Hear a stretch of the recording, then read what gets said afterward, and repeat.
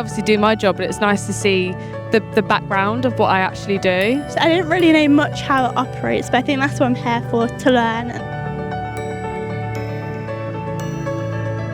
And I actually clear a lot of shipments from Felixstowe. So from my house, when I see containers and I know the times when they come in, I'll be like, might be one of mine.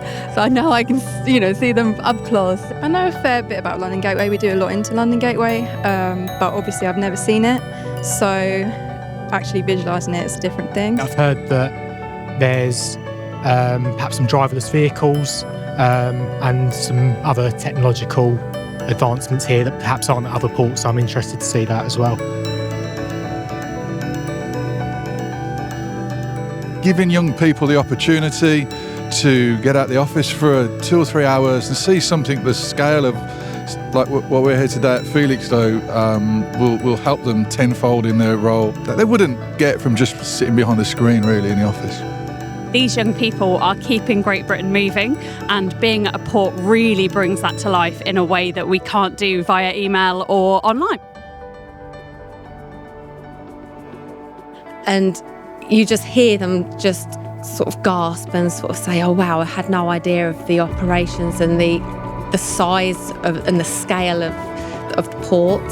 So that by far is the most wow factor. It's hard to appreciate when you're doing your day-to-day job actually how big it all is, and the size of the cranes and just the scale of the port in general. I think what surprised me was how modern the port feels, the driverless cranes that they have, or the remote cranes, how efficient everything's seen. One of the things that absolutely blew my mind was the driverless truck. So they're like automated trucks that obviously comes along, takes the containers where they need to go. Yeah, that was amazing to see that in action, basically. I definitely have a better understanding of sort of the driver's process of sort of if they've not been for the last 3 months, they have to go back through the driver training. I like seeing all the different cogs of the system and how, obviously for me, I just get a container come in, it lands, it goes through customs clearance, it goes on its way. But to actually see the in-depth detail of what it takes to actually have that operation run as smoothly as what it does most of the time, yeah, it was really interesting.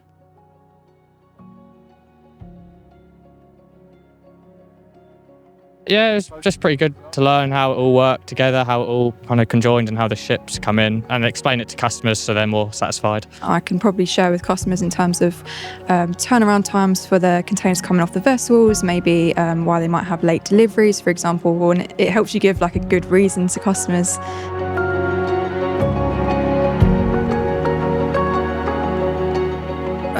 Lexi joined as a young apprentice at the age of 17, and she came in with a zest for life, fresh out of college, and she joined our little customer services operational team, and very quickly was asked then to join the BIFA Young Forwarders Network, which she did, and through that she's met a whole host of people that, from the industry, and has grown and grown into the manager that she is today. So it really does work.